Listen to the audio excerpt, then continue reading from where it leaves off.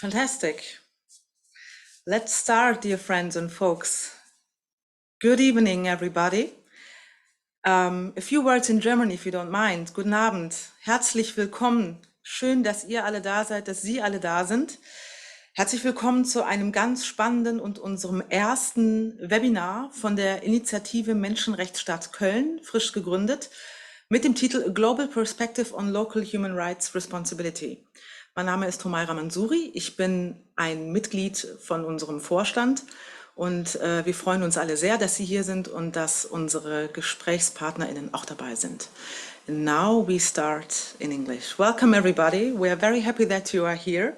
Good evening and welcome to the first webinar of the freshly founded Initiative Menschenrechtsstadt Köln.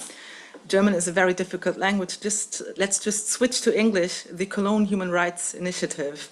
We are very glad and happy that you are here. We cannot see all of you who are taking part tonight. You can see the key speakers, but feel very, very warmly welcomed by us. And we are delighted that you are all attending this very special event as a new opener to new doors of responsibility of human rights in our city that most of us live in, which is Cologne, Köln. As I've already mentioned in German, my name is Humaira Mansouri and I'm a member of the Initiatives Board and will accompany you as we spend this evening together. We would love to welcome you, we would have loved to welcome you live and to see you in person from face to face. We all know that at the moment it's very difficult or virtually impossible to meet, but we hope that in the next months we will be able to have you and us, all of us, in one room. But the privilege that we do it digitally tonight is that we have fantastic guests, not only from Cologne, but also from Geneva and from New York. So that's the privilege, actually, of a world that is coming closer together. So very welcome to you all. Tonight, dear friends, we will inform you and discuss about a global perspective on local human rights responsibility with you as our guests, but also with three fantastic experts in this field sharing their knowledge and experience with us. Welcome to Bahram Ghazi in Geneva, to Alexandra Plesko in New York, and to Andreas Wolter in Cologne. A very warm welcome to all of you. Very nice to have you here. What a pleasure. Tonight, you will attend the opening by our representative of the city of Cologne, and afterwards the keynote on this topic. But we would like you, as our guests, to ask you for your questions. We are very keen to know about your interests, your motivation to take part in our webinar, and also to know more about your own perspectives on the topic that we're discussing tonight. This we will do together in our Q&A session, so please feel very much encouraged to interact with us, type in and share your notes and questions. So when you look on your screen, you see very, very far down, you see Q&A or F and R for Fragen und Antworten or questions and answers. So please feel free to share your ideas with us. Fühlen Sie sich bitte ganz herzlich willkommen und eingeladen, Ihre Ideen und Ihre Fragen an Bahram, an Alexandra und auch an Andreas Wolter oder an uns als Initiative unten hineinzuschreiben. Und wir werden natürlich nach Möglichkeit eben auch Ihre Fragen und Ihre Kommentare einblenden. So, finally, Andreas Wolter and Bahram Ghazi, and also Sebastian Barth, that I will introduce in a second, will take a last look on what we will have talked about and conclude tonight's perspective on local human rights responsibility. Okay, now, after this introduction, as I've already announced, I would like to introduce you to Sebastian Barth, who is our chairman of the Initiative Menschenrechtsstadt Köln. Just to ask you the question, why have we actually gathered in this initiative of volunteers who intend to promote human rights on local ground in our municipality? And I'm very glad that you will now explain to us who and what is the Initiative Menschenrechtsstadt Köln. Welcome, Sebastian. Schön, dass du da bist. Thank you, Humaira. I'm just sharing my screen. Wait a second.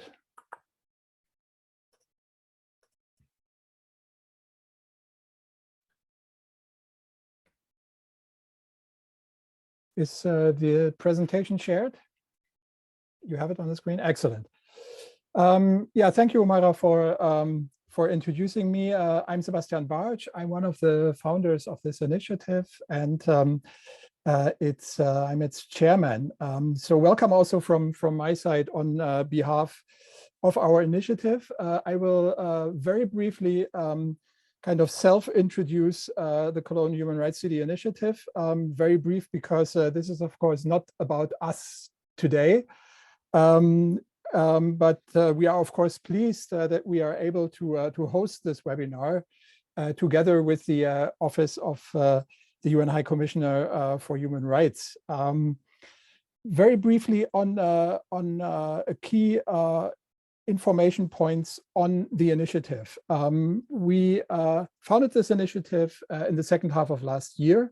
It is a civil society initiative, so it is nothing kind of official from the municipality. It's a civil society initiative. We are a registered association, which is in German an eingetragener Verein.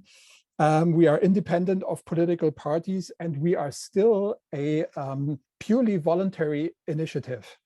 But as I must confess, most of the things that we intend to do in the coming months or even years we will not be able to do without some sort of professionalization and funding. So this purely voluntary character of the initiative might change at some point in the future. Very briefly also, what is our objective? We want Cologne to become a human rights city. And the important thing here is that this is not because of the label, but because of the effects that this is likely to bring. This sounds simple as an objective, but as we know from other cities, this is quite challenging. So we expect this to be a task for the coming years. This includes several areas of activity. We want to make that goal the subject of a lively discussion in the city, which is one of the most important things to start with. It is important that we pursue this goal in cooperation with as many others as possible. It includes, of course, also to explain and to disseminate the human rights city concept, to show practical ways to become a human rights city, and also to initiate and implement activities that move Cologne, the city council, the administration, and also the city society forward on this path. Why focus on human rights city or on the human rights city concept? This is a question I would almost like to postpone to our second webinar, because the second webinar on the 3rd of December will be particularly focused on human rights cities in Europe, and this will be the place where we can discuss the human rights city concept in more depth, with the involvement also of the EU Fundamental Rights Agency. As you see here, one of the reasons, of course, are certain strengths and merits that the human rights city concept has. But there are other things that are of more basic importance that are displayed here on this screen. So first of all, that cities have human rights responsibilities, that there is a global trend to make better use of cities' human rights potential. This is something that we will hear a lot about today, and which is the focus of this webinar this evening. And as I said, we will go into more detail with regard to the human rights city concept in the second webinar on the 3rd of December. What are entry points and approaches for us? Of course, one of the most basic things are information and knowledge transfer. I will come back to this in a minute. Networking is, of course, extremely important in what we intend to do. We want to create spaces to make the human rights city vision relevant to practice, which is perhaps the most important aspect of what we intend to do. And we want to engage in political dialogue to foster an enabling environment for becoming and being a human rights city in Cologne. On information and knowledge transfer, just a few hints at things that we have already in place that will be that we hope will be important and will also be used widely in the coming months. This is of course our website. This is a booklet that we have elaborated last year. Humaira and I did a podcast this summer on human rights cities and why making Cologne a human rights city. And the webinar series that we are starting today is of course also an important element in this approach. And by the way, we are also on Twitter, and I think that other channels to communicate and exchange with as many others as possible will be developed as well. We will put, by the way, links that lead you to all these things during this webinar in the chat. So links are not included here in this presentation. As I said, making the human rights city vision relevant to practice is, we think, the most important part, of course, in what we intend to do. And as you can see in this word cloud, I mean, this human rights responsibility of cities concerns a huge number of areas that are human rights relevant.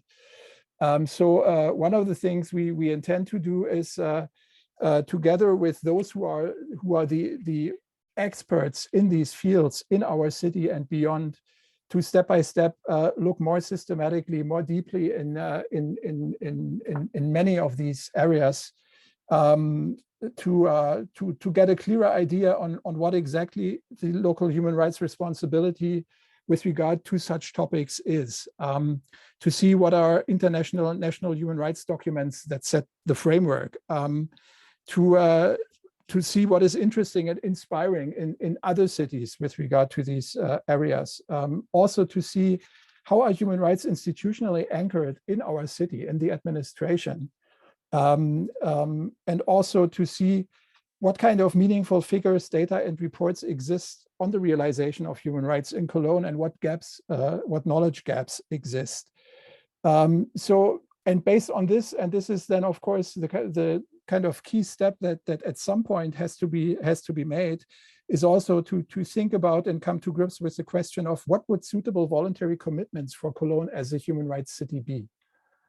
We know that we ourselves are of course not in a position to do all this work. So what we intend to do in this regard also depends on our ability to involve many others, those who have the expertise in these areas that I just mentioned, and that we see here also in this word cloud. And we can perhaps come back to these more practical questions of becoming a human rights city, as I said in the second webinar. Finally,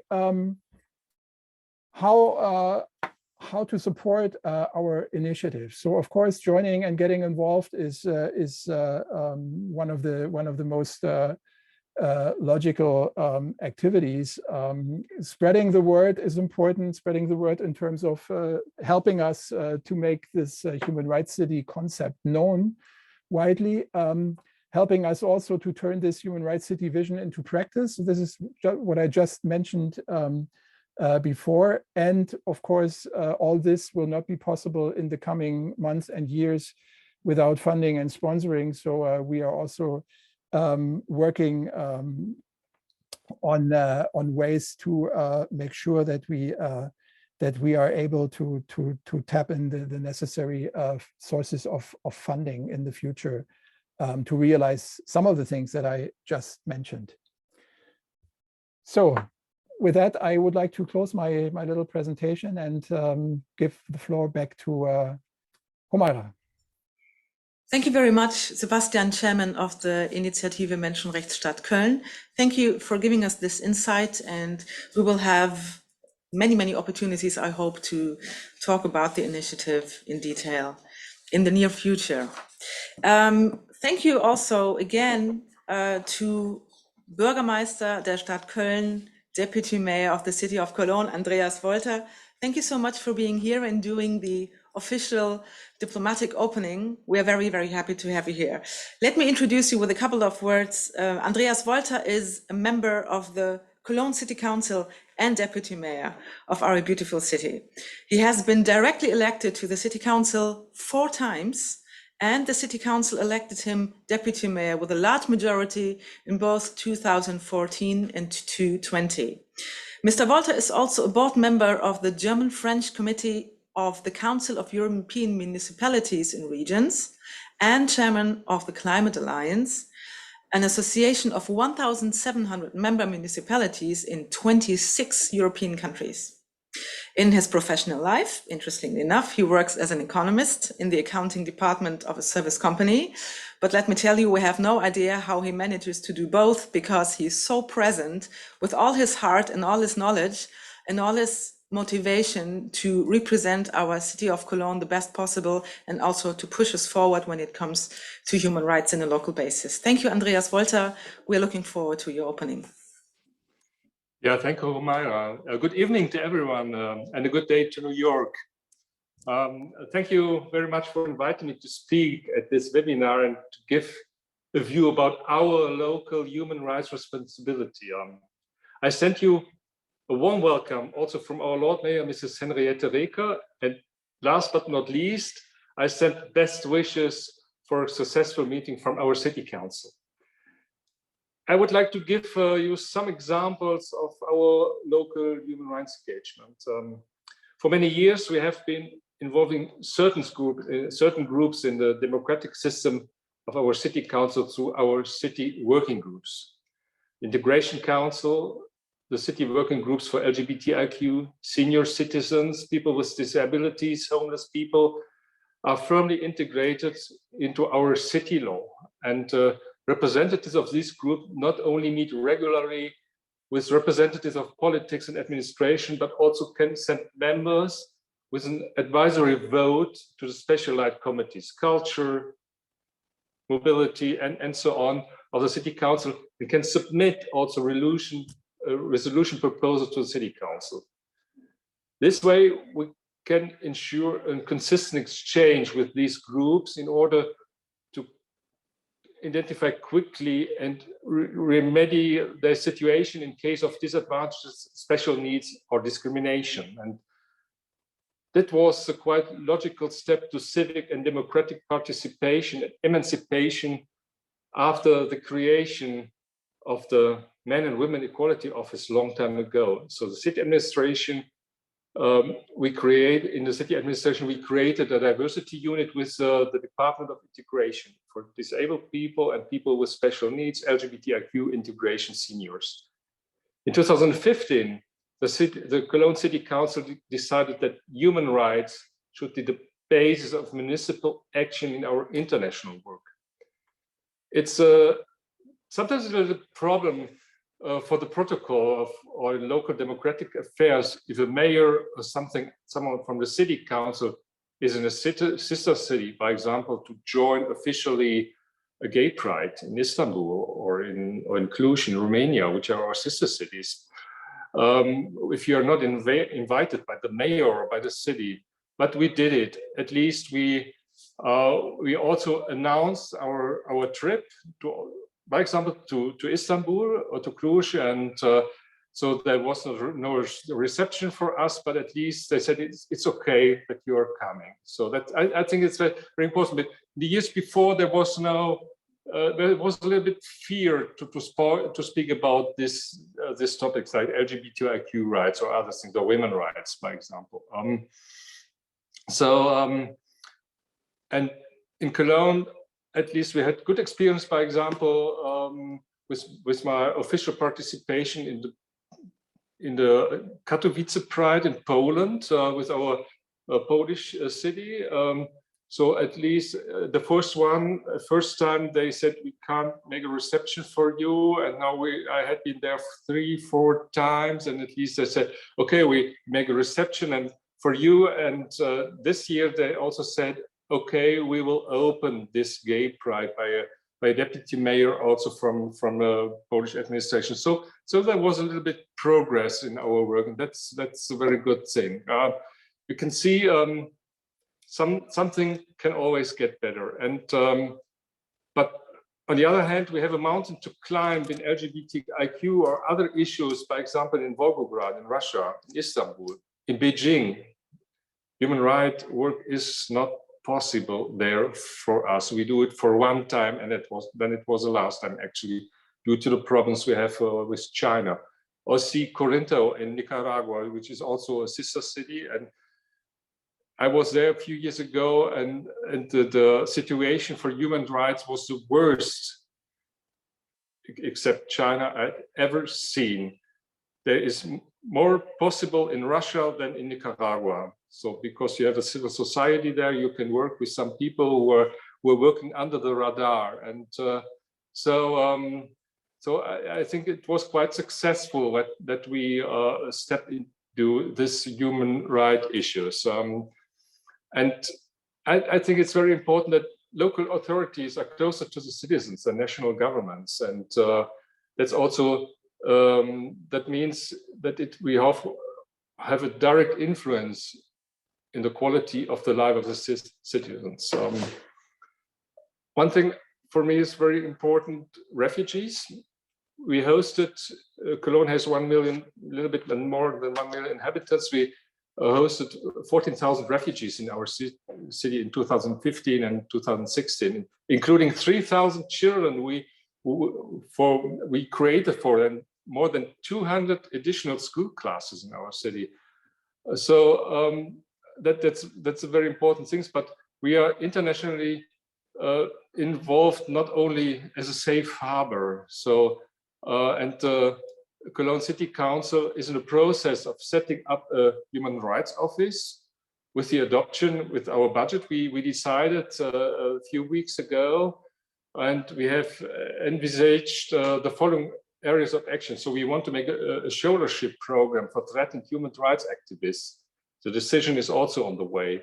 We want to make coordination of human rights education, making human rights a common theme with our sister city, the European Charter of Protection of Human Rights, prepared to supervise Cologne accession. So networking with civil society is very, very important in Cologne that deal with human rights issues. So we put 500,000 euros in our budget this year in order to better the work with our NGOs in our human rights and our sister city actions. So, but also other things. We work together with our university in Cologne. That's also, I think, a very important topic. And we engage in fair procurement and fair trade. We were capital of fair trade a few years ago. And this year we have been awarded again for our engagement in the area to work together in this issue of fair trade with our African groups in Cologne. And so we're working now, we start working on our post-colonial heritage. We're also working to our history with a view to the period up to the First World War or the time of the National Socialist area.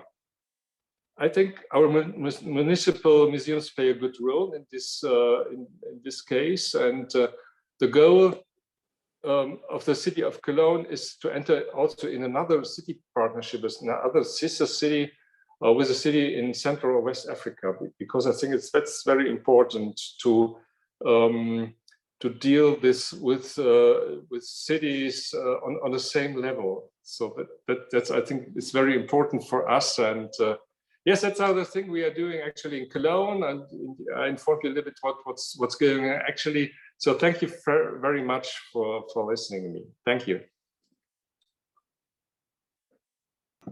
Thank you very much, Andreas. Andreas Wolter, Deputy Mayor of the city of Cologne. Thank you very much for the insights that you gave us into what is actually happening from the side of the city of Cologne when it comes to human rights on a local basis, but also to the projects that you have, that we all have actually in front of us. Andreas Wolter, thank you for the opening, and we are now very happy to welcome again Bahram Ghazi in Geneva. Very nice to have you here. May I introduce you with a couple of words as well?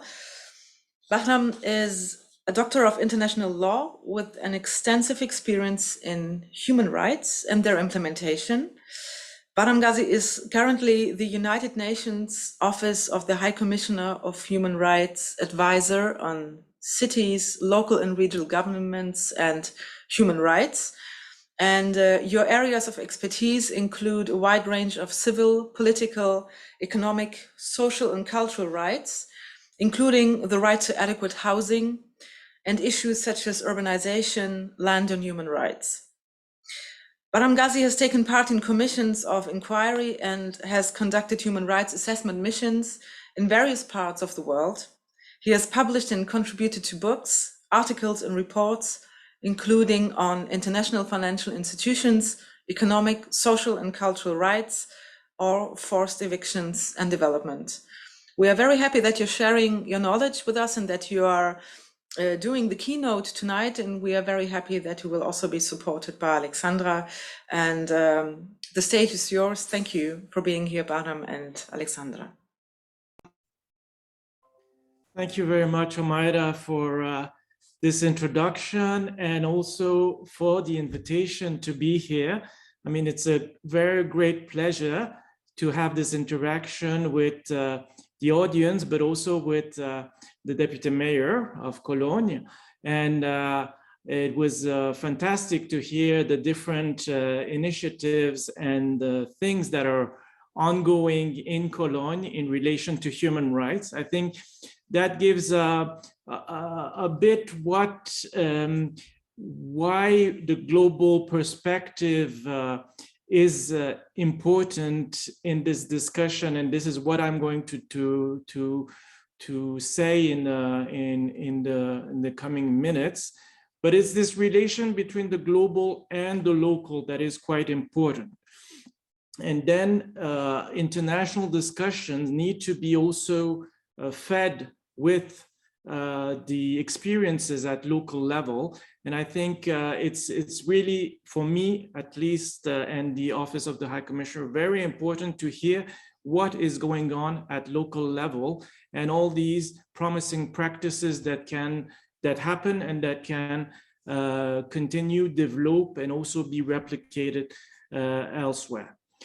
So let me start my presentation, and after that I'll give the floor to my colleague Alexandra for a couple of words on human rights development agenda and also local governments. If I may ask for the first slide.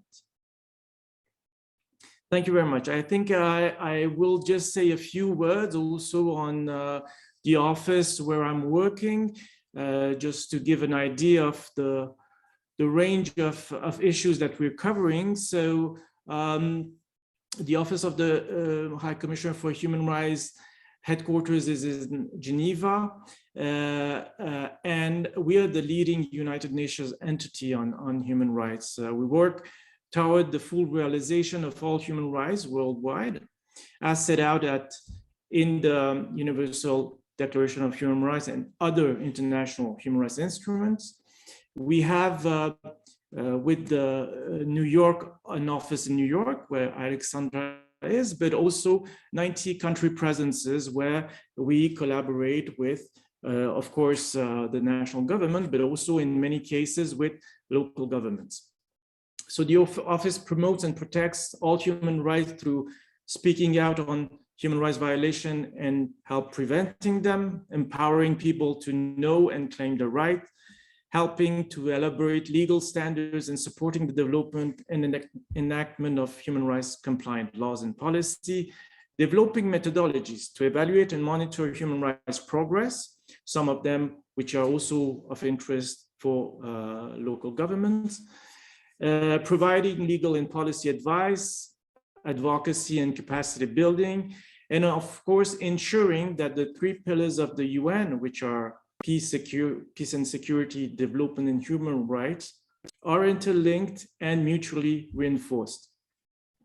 And of course, I mean, we assist states at all levels in fulfilling their human rights obligations.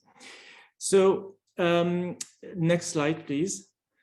Let me just start by saying a few words on the increasing recognition of local governments at the UN level. Of course, the UN is the members of the UN are states and national states. So they are the ones that are in all the discussions, take the decisions, and engage the state in international conventions and others. And for now on, local governments do not have a specific status at the UN. They have been engaged in discussions or in working with the UN agencies and entities on the ground. But since a number of years, the networks of local governments have been trying to put forward the voices of local governments in international discussions. So the different networks of local governments have created the Global Task Force on Local and Regional Governments, which has been in contact with the UN and with the Secretary General. And through this, and acknowledging, I think, the importance of local governments in achieving the UN objectives, the UN Secretary General has formed a task force of UN agencies to evaluate how to work more with local government, how to integrate local government in international discussions, and also maybe also learn from the local experiences. At the last General Assembly, the UN Secretary General released an important document entitled Our Common Agenda. And this report lays the ground for common work in a number of crucial issues, such as global solidarity, renewing the social contract between government and their people, and correcting glaring blind spot on how economic prosperity and progress are measured. Now, in this report, Mr. Gutierrez states that effective multilateralism depends on an effective United Nations, one able to adapt to global challenges while living up to the purpose and principle of its charter. And in this context, he calls for a stronger, more networked and inclusive multilateral system that will include a variety of actors, but also cities, local and regional governments. And he has announced the creation of an advisory group on local and regional governments. So I think it's interesting to see how much the various agencies are keen to work with local governments in order to achieve their objectives, whether it's in terms of development, environment, human rights, etc.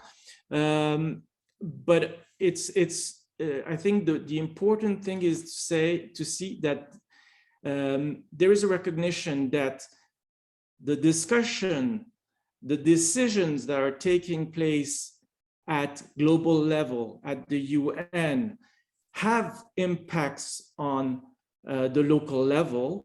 And that is why the local level should also have a voice and be able to contribute to these discussions. And that's why the UN, but also our office, tries as much as possible to integrate this local perspective, experiences within its work. Let me now say a few words on the importance of local government for our office. And of course, one of the things that I already mentioned is that OHCHR supports the implementation of human rights law. So next slide, please. we should, at this stage, maybe discuss the issue of the legal human rights obligation of local governments. So from the international human rights law perspective, the international human rights obligation of state extend to all levels of governments and to any exercise of government authority. So legally speaking, all branches of government, whether it's executive, legislative, judicial, and other public authorities at all levels, whether it's national, regional, or local, are in a position to engage the responsibility of the state. So let's say that generally speaking, there is a collective responsibility of the state in order to achieve and implement human rights. But of course, not all levels of governments have the same competency and jurisdiction. It depends on the type of country, the type of government, if it's centralized, decentralized, but still there is this, let's say, responsibility that is of the state in any form to achieve human rights. Maybe we should look at maybe a specific topic to be a bit clearer. If you can move to the next slide, please. The rapporteur on the right to adequate housing, at that time, it was Ms. Leilani Farha, did a report on the role of local governments in the implementation of the right to adequate housing. So in this report, she underlines the fundamental responsibility subnational and local government have on implementation of human rights. But she also gives examples on how local governments have increasingly critical responsibility, not only with respect to the prevention of evictions, for example, but also for the implementation of positive measures required for the progressive realization of the right to adequate housing, including in terms of infrastructure development, land use, upgrading of informal settlements, development and administration of housing and social program, market regulation, and resource allocation. She also, in her report, says the same thing that I just said, meaning that all levels of government have a responsibility on human rights and on the exercise of their authority consistently with the right to adequate housing. And I think that the importance is to say, beside legal obligation discussions around obligations, etc., it's clear that people look at their authorities to uphold their rights. And local governments, given the fact that they're the closest to the people, they need to act on a daily basis on these claims and demands. And one of the things that comes out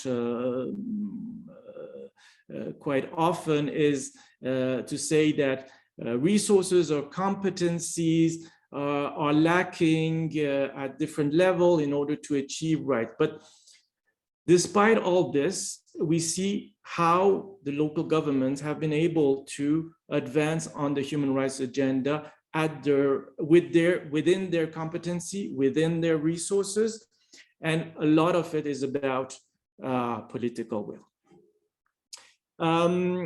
Just to come to say a few words again on what our office is doing in relation to local governments. We've been working with local governments, of course, as I said, at ground level for a number of years, but we're increasing more and more our work, including with relation to the networks that Mr. Walter just mentioned. We, for example, have been working quite closely with the United Cities and Local Government, which is one of the largest network of local and regional governments. Up to now, we have been working with the specific committee that they have that looks into social inclusion, participatory democracy, and human rights. But given the renewed interest of mayors for human rights, and this from all regions, we are now signing a letter of agreement with the UCLG, which will formalize our work with the whole organization on a number of areas, facilitating exchanges and cooperation between the UN, OHCHR, human rights mechanisms, and local government, encouraging and increasing the number of local governments adopting a human rights-based approach to their work. So that's kind of also the topic of this webinar, and supporting capacity building of local authorities and local communities on human rights. I think the renewed interest of mayors in relation to human rights has been also very much due to the COVID pandemic. It has been an eye-opener for many, and it has clearly exposed some of the pervasive inequalities and structural discrimination that exist in every society. It has also been an opportunity for some of the local government to show how, despite the crisis, they were able to uphold human rights. And I think one maybe a good or important lesson that we can draw from this crisis is that places that have invested in human rights have been more resilient to the pandemic crisis. And this is a general thing that we can see throughout the world in general. And this interest for the work on human rights has also been very obvious in various forums of local governments and human rights cities. One of these places is the World Human Rights Cities Forum that is organized each year by the Gwangju Metropolitan City in South Korea. This event that we also as OHCHR co-organize is the main venue of human rights cities, and it's a place of exchange on topics that is of interest of local government. And this year's topic was a response basically to the UN Secretary General's call for a new social contract. We discussed what does that mean at local level, and how does this concept plays in building a fairer, more equal and resilient post-COVID society. We heard also similar interest by local governments, including from Eastern Europe during the Fundamental Rights Forum this year that is organized by the Fundamental Rights Agency. I'm not going to say too much about it because it's going to be the topic of the next webinar. Let me just say also a few words on the Human Rights Council. Next slide, please.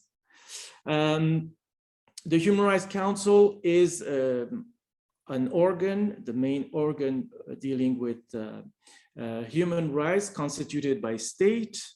Of course, Germany is an active member, and it sponsors a number of resolutions and mandates of experts, including actually the mandate of the Special Rapporteur on the right to adequate housing. In 2013, the Human Rights Council requested the advisory committee to prepare a report on the role of local governments. This report was presented in 2015 to the Human Rights Council, and since then we are having resolution by the council on this topic. So it's an issue of that is being discussed during the council sessions. It has mandated the office to prepare a report on the effect. For example, the first one was on effective methods to foster cooperation between local governments and local stakeholders. That was presented in 2018. The next one is going to be on the challenges faced on the promotion and protecting of human rights, including in relation to the right to equality and non-discrimination, and the protection of persons in vulnerable and marginalized situations. This report is going to be presented in 2022, and there is going to be a call for local governments to participate, to send information and participate in the drafting of this report, like it happened also in the last one. And I have to say, there was a lot of very, very interesting thing that came out of it. So I think one important point here is also to say there is a recognition at state level of the importance of local government in implementing human rights and the resolution and the work of the council. And there are some member states that have been pushing for this agenda at the Human Rights Council. Next slide, please. I wanted also to say a few words on the interest of special rapporteurs to work with local governments. These rapporteurs are experts basically appointed by the Human Rights Council to look at specific issues.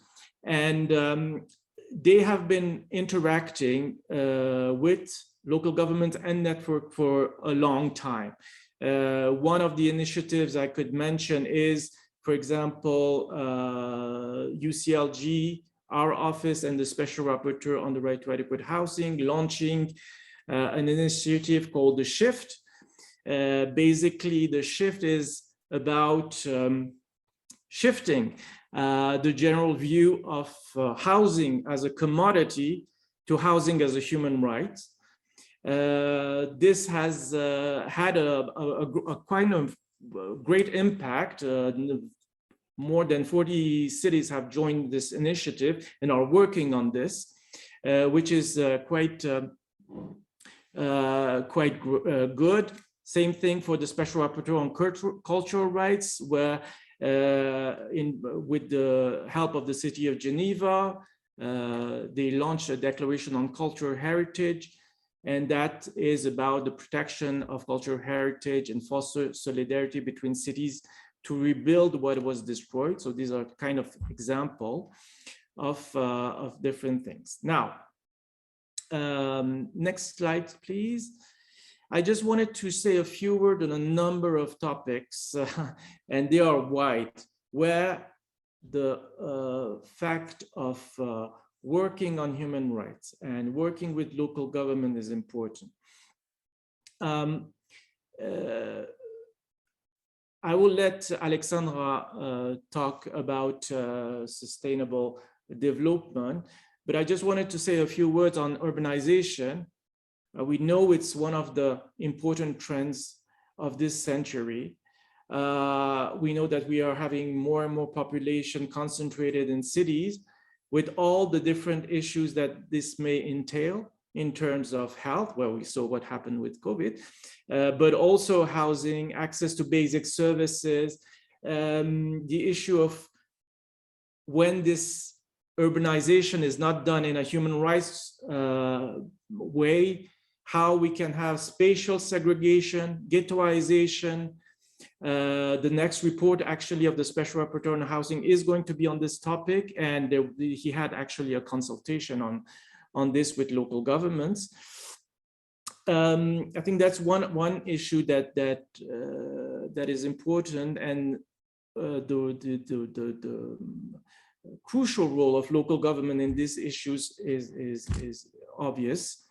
Of course, the issue of inequality is a major issue that is being discussed and tried to be addressed at many levels, including the global level. But it's true that the fight against inequalities, and I say inequalities in plural because it's not only about economic inequalities, but it's about many other types of inequalities. It starts at the local level. Again, our work as OHCHR has been to, as much as possible, to join forces with those that are in a position to change the structural inequalities that exist. On on the issue of transparency, human rights-based approach to processes, participation, just wanted to also mention that this is for us very important, that these processes that are in place at local level in the functioning of the authorities look at the human rights-based approach. So, for example, we have examples throughout the world of participatory budgeting. We have projects on human rights-based approach to budgets in Tunisia, in Ukraine. We have the importance of the participation of people in decision-making processes and how they see the prioritization of,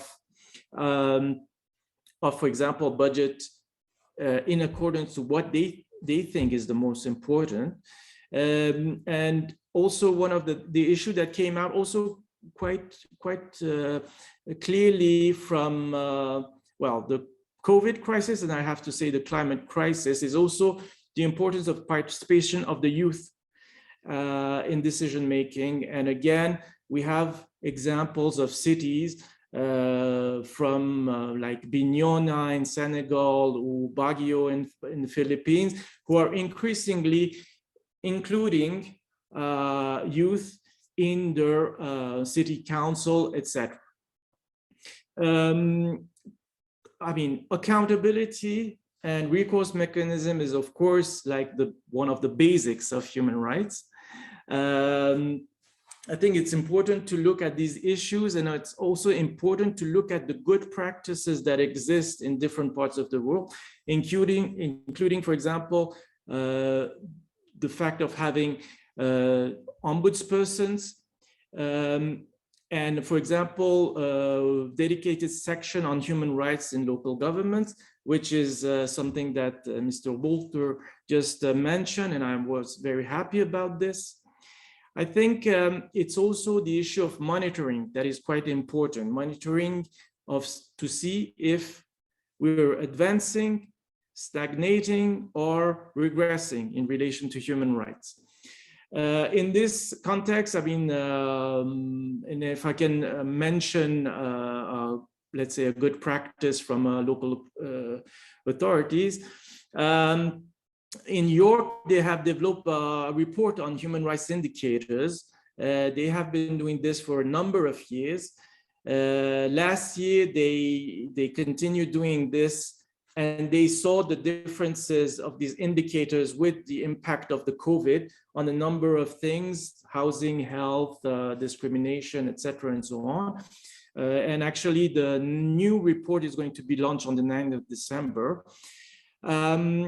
Finally, just to finish, I think it's important to come back to this issue of trust, what is called generally the new social contract, and see how much it's important to factor that rebuilding trust between authorities and their citizens have to embrace a comprehensive vision of human rights. And without that human rights, without a trust that the authorities are actually working for your rights, that trust is maybe not always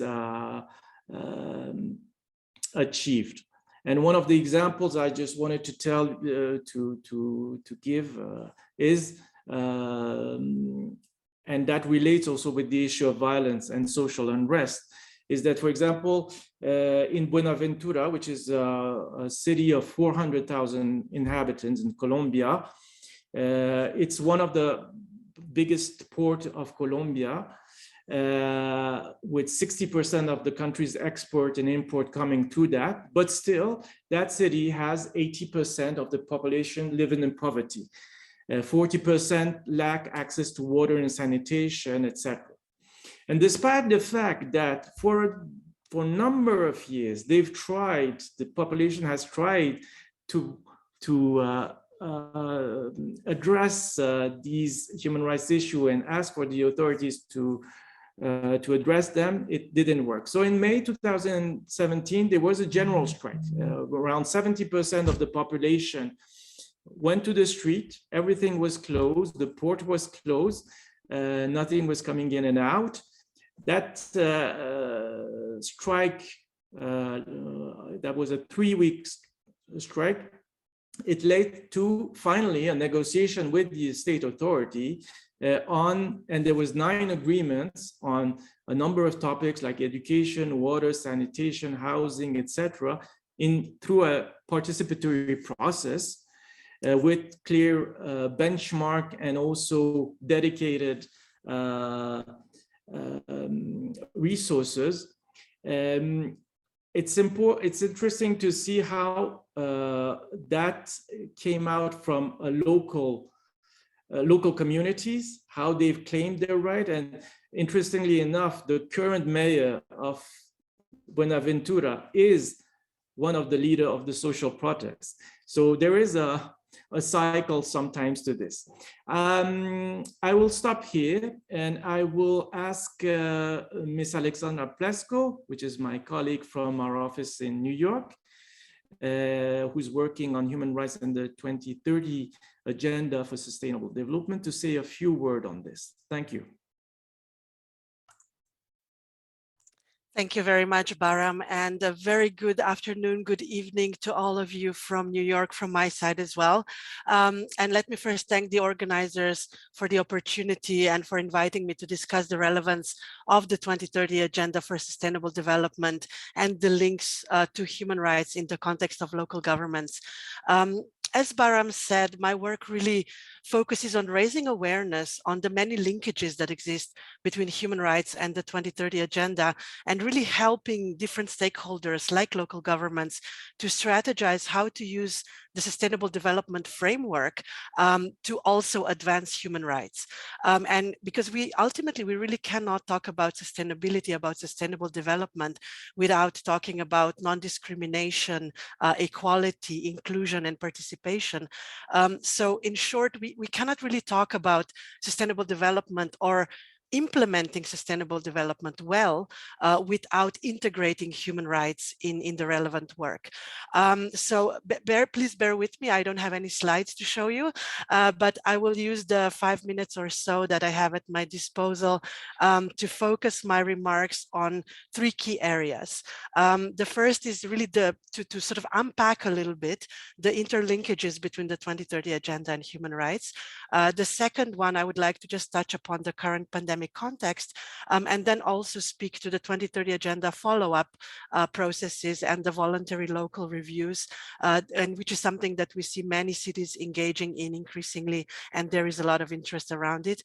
And of course, it also has implications on human rights.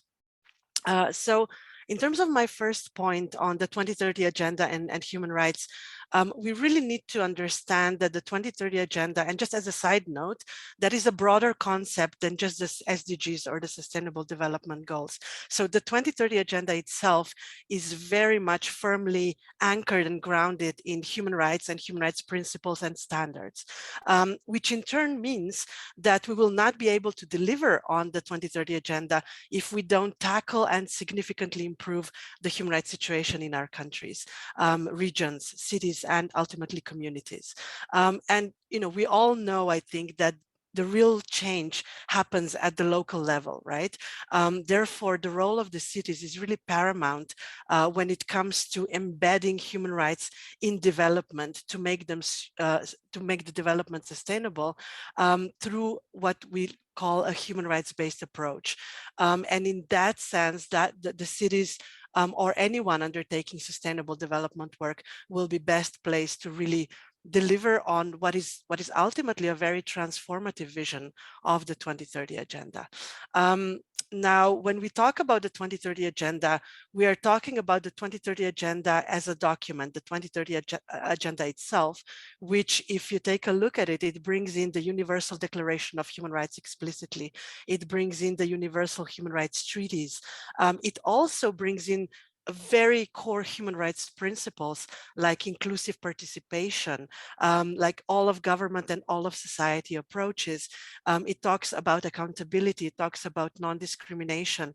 So those are all sort of very key hooks that human rights advocates working in the sustainable arena can use to further the human rights agenda. If we look at the 17 sustainable development goals specifically, we will see that they very closely mirror human rights. And research has been done into this. And we know that when we look at the sustainable development goals, and especially the targets under the sustainable development goals, more than 90% of the targets, 90%, actually are directly or indirectly linked to human rights and labor standards. So that's a very, very important thing to note. And sometimes it's a little bit overlooked, and it's sort of seen as, the sustainable agenda really being a development economic agenda. There are very, very clear human rights implications to it. And then lastly, let's not forget that there is the core promise of the 2030 agenda is to leave no one behind and to prioritize those who are furthest behind. And of course, that applies to nations, that applies to states, it also applies to cities. We are looking at who are those who are the most disadvantaged within a given city and what can and should be done to not leave them behind. And then sort of the second part of that promise talks about prioritizing those furthest behind. And that has, of course, direct implications for policymaking. So how do we prioritize? Where are the resources going? Are they going indeed to support those who are the most vulnerable? So given these linkages between the 2030 agenda and human rights, I think it actually becomes very apparent that human rights are actually at the core of achieving sustainable and just development. And that certainly is something for cities and local governments who engage in both arenas and on both agendas, both the human rights agenda and the sustainable development agenda, to sort of understand and see how the two agendas can be leveraged to advance human rights at the local level.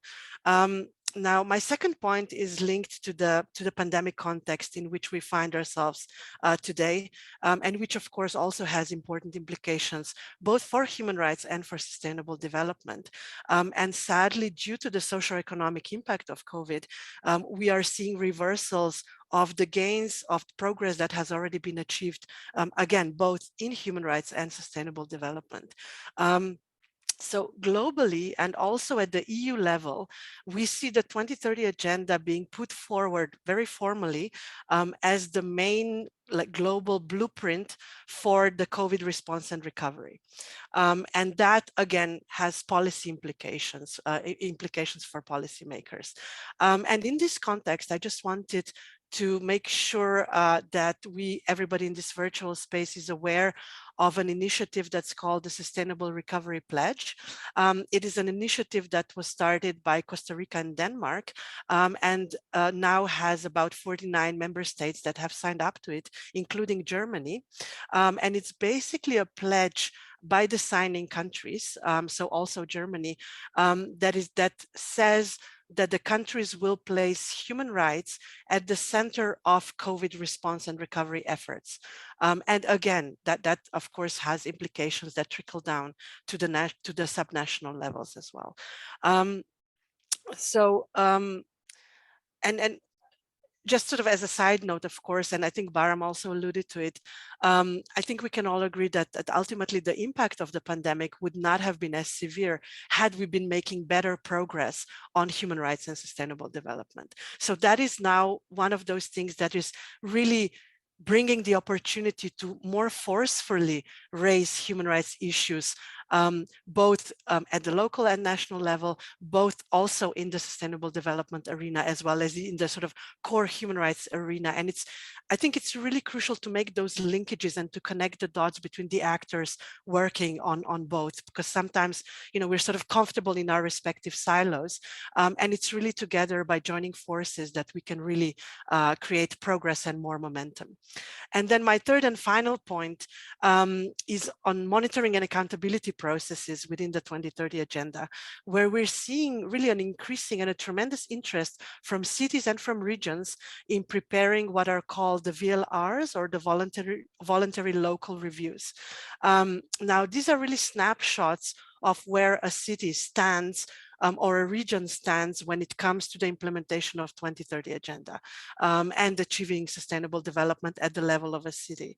And these reviews we saw can really help find synergies between existing strategies at the municipal level. They can help in identifying policy gaps and also creating partnerships, which are so important. And I spoke about how closely linked human rights are with the 2030 agenda. So ultimately, any reporting process of the VLRs will always have a part that also reports on a human rights situation in a city.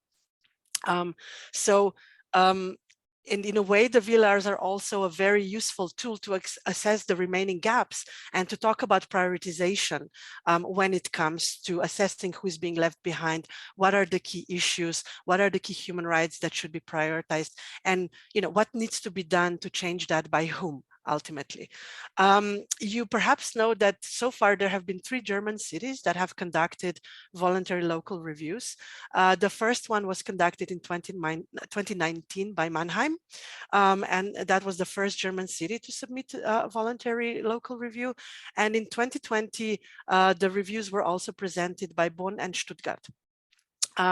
And then that was followed this year in 2021 by a voluntary national review at the federal level submitted by Germany. And if we look at that report, we see that these cities are explicitly mentioned in the report as not only as good examples, but also as cities, and especially Stuttgart is mentioned in that regard, as cities that have developed methodologies that can also be applied for different municipalities and in different contexts. So I will stop here. I just wanted to emphasize that working on sustainable development and on human rights agenda is very much mutually reinforcing. Deputy Mayor Walter was talking about situations where it's difficult to raise human rights issues. He also mentioned, for instance, fair trade. And sometimes we see that sort of framing it within the sustainable development language can actually open the doors for those discussions. And then we can bring in human rights a little bit more easily sometimes. So I will stop here and over to you, Amara. Thank you very much, Alexandra, and thank you very much, Bahram, for your inputs. It's so interesting and enriching to hear about the goings on, but also about the basics when we talk about global responsibility when it comes to human rights on a local basis. I'm very happy also to see that we have Q&A questions that I would like to ask you also. But I have one question. Like you explained, Alexandra, my impression is, you said there are 3 German cities, for example, who have put the step forward with the voluntary local reviews, which means that other cities and municipalities that are interested can profit from the experience. Is that correct? Do you see that, for example, in Germany, that there is really something going on, that other municipalities try to profit from it and try to implement the 2030 agenda also into their agenda in the cities? Or do you think that Germany needs to have a bigger push forward? How is your experience? What's your evaluation? I would say that we certainly see that the interest is there, and that cities are sort of gearing more, also when they're talking, for instance, about budgeting very concretely, that they're aligning it with the goals of the 2030 agenda and in some cases with human rights issues. And what I would say is that there is certainly a little bit of a momentum, but of course, as human rights advocates, we also always want to, we wish for more momentum. But there are certainly learning opportunities there. And I also just perhaps maybe want to point out that there are good practices have been collected both at the level of Germany and globally that cities can sort of tap into. And for instance, just to give you an example, the city of Heidelberg has been one of those cities that is really sharing and doing peer exchanges a lot, sharing practices linked to both their initiatives on housing and how they link to the Sustainable Development Agenda. You will, I think, be familiar with the SDG portal in Germany, which contains also, I think, over 200 now best practices at the local level in Germany that sort of can inform others and sort of, also create new partnerships. But maybe I'll just take this opportunity to put some links in the chat for those who are interested. They can also sort of look at those good practices and see what the platforms are where these good practices are collected. Over. Thank you so much. I think that would be a great idea, Alexandra, if you put some links in the chat, but we can also collect the links and put them into the documentary of this evening or this afternoon, seen from the New York Central New York time. Thank you very much so far, Alexandra. I would like to take the opportunity to ask our Deputy Mayor of Cologne, Andreas Wolter. Andreas, as I know that you also have to leave for another appointment as you are very busy, but I know you're also very interested, and I'm sure you are empowered by what you have heard so far before we go to the Q&As. Can you maybe share with us what inspirations or ideas you have gained so far for the work that the city of Cologne is trying to push forward? Have you got any ideas that you would like to share with us? Yes, I think for the city of Cologne, the 17 SDGs are very, very important as a benchmark for our international relation as well as our city politics. So that's a very, very good good tool, I think, to work. But I also got some questions anymore to the UN. So the question of me is, how can the UN support us more in our efforts? You talked about so what means participation of cities or of youth? So for me, it's always we don't only want to be part of hearings. So we want to be also sit with our association at the negotiating table. And so as we saw at the COP26 in Glasgow, so the cities are on the level of the NGOs, and so we are not really important. So in this at these negotiations, and I think cities are the new countries. So there changes a lot in the world, and so we also want to be involved in this politics also in the UN, and that not only the big cities like Johannesburg or Istanbul or Mexico City are part of this process. So perhaps also the little bit smaller cities where also a good job is made actually. So that are my remarks to your contribution you made. Thank you. Thank you very much, Andreas Wolter.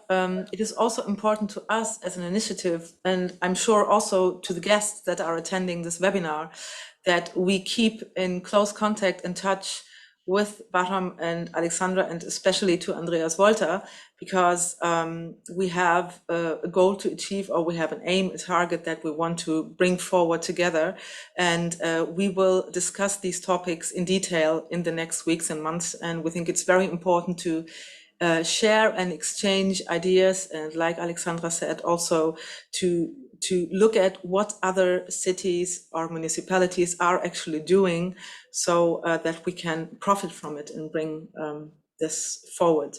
We have some questions that we could actually have a closer look at. There is one question that was asked quite at the beginning of the input, and I think it's a very good question to give a quick overview, actually. When we are talking about human rights cities, I'm looking for the quote. Mo asked quite a while ago, maybe Sebastian can also answer the question, or maybe Bahram or Alexandra, how many towns are already human rights cities, and do you plan to involve other German cities as well? Is there anyone who wants to give an answer? Just to have an impression what we are actually talking about when we're talking about human rights cities in Germany or in Europe. Sebastian.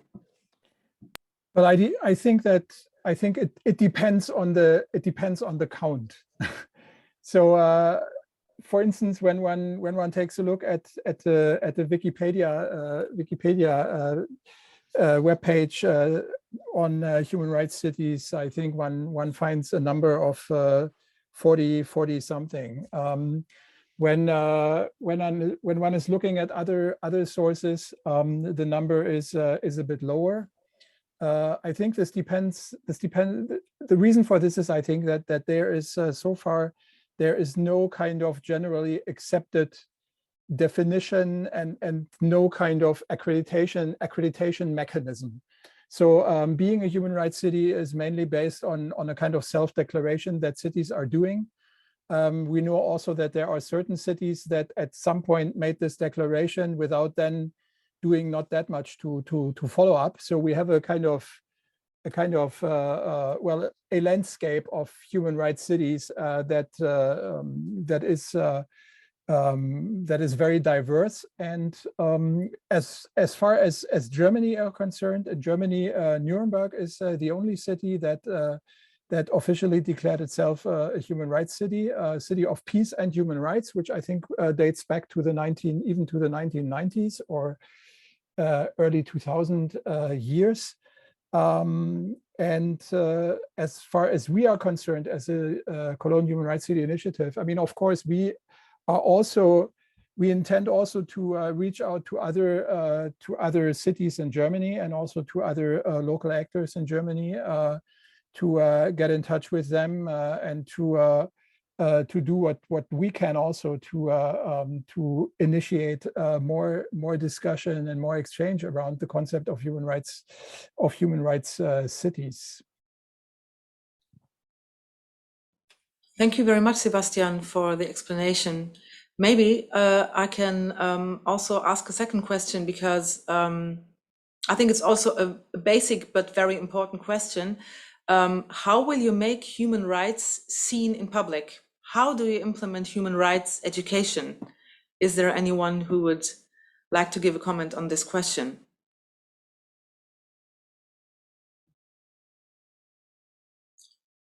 Nobody wants to talk about it? So how do we actually make it seen and visible in public that a city, for example, should take the responsibility to push forward and to implement human rights? Because our experience is that the topic human rights on a local basis is not very well known by everybody. So is there anyone who would like to comment on this?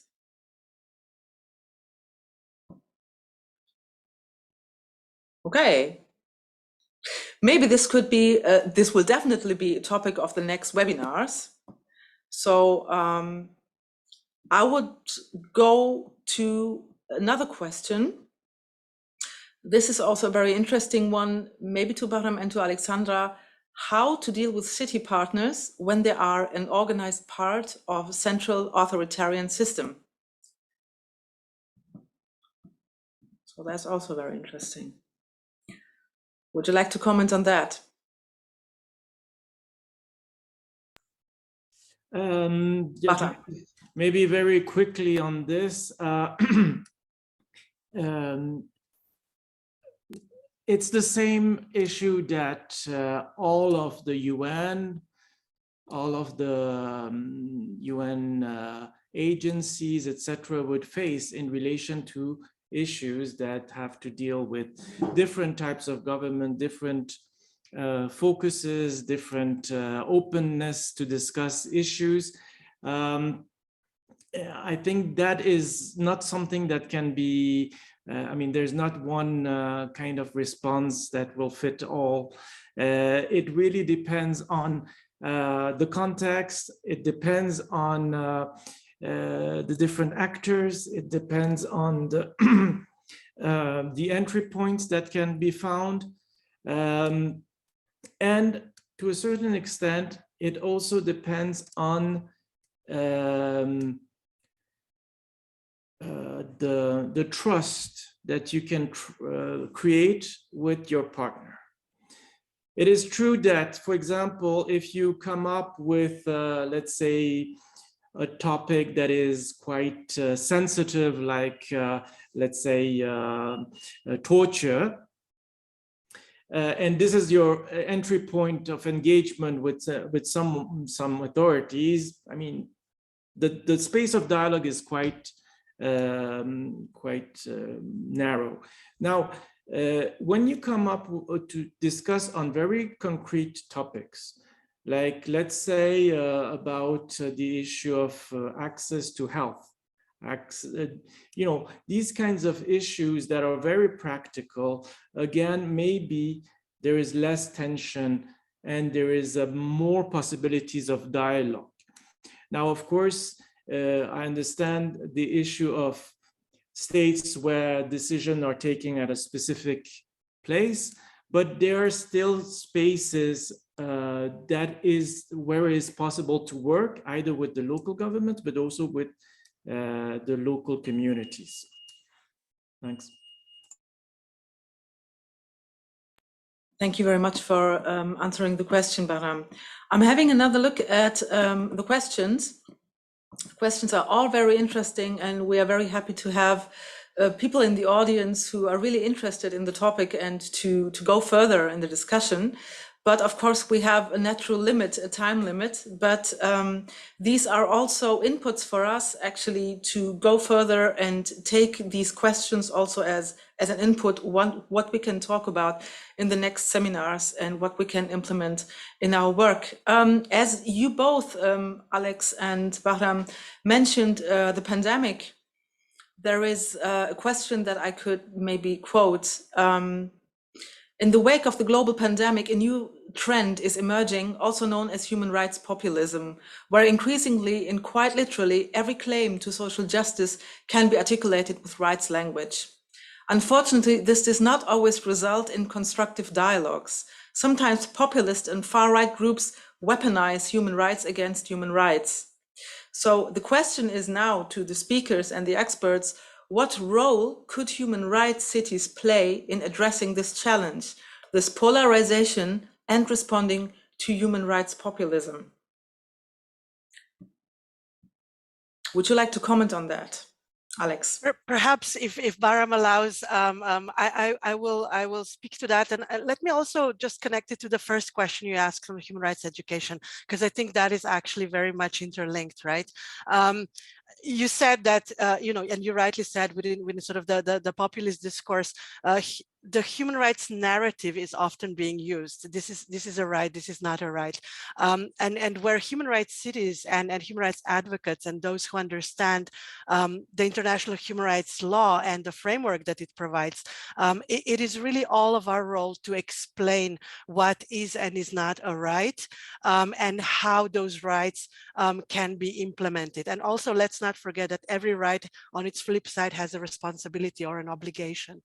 So I think it's also through human rights education, but also just through creating spaces for discussion and for having, let's say, an authoritative voice at the city level, for instance, which can take up these issues and explain and sort of debunk some of the narratives that are going on, or sort of counter the let's say, the fake news narrative with sort of very factual information on what constitutes a right and what does not. And, you know, whether it's the right to health, whether it's the right to adequate treatment, whatever it may be. I think there is a very, very sort of clear role for human rights advocates in that sense. Thank you. Thank you very much, dear Alex, that you answered the question, but also linked it to the education piece. Sorry. So I think we have time for another question if you're all still with us. I don't find it though. Or is there maybe something that Sebastian would like to say? Because it is, I think, also very important when we are concluding to see the perspective of the chairman of an initiative that is actually trying to implement all these goals. Have you got any comments on what we have talked about so far and what we've heard, Sebastian?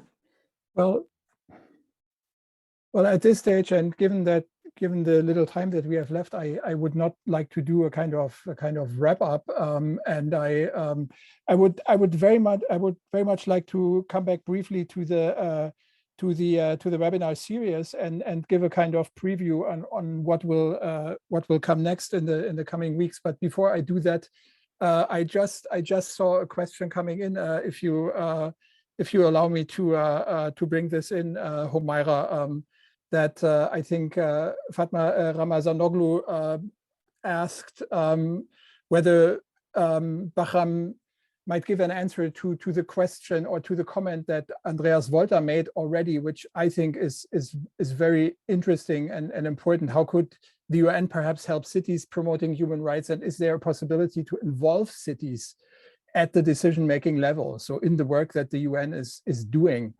Bahram, maybe you can use 1 or 1.5 minutes, and excuse me, Humaira, for just seizing the opportunity to ask this question before I turn to the preview of upcoming events and webinars. Thank you. Yes, very quickly. I mean, this is an issue that I addressed at the beginning. I mean, there are discussions within the UN on how it's possible to include local governments and decisions. Now, in reality, there are many spaces where local governments can be present at the UN, and in the discussions that are taking place at the UN, and whether it's informal, not informal, but let's say meetings on specific topics, but also the mechanisms that have been put in place by the UN, for example, in relation to human rights.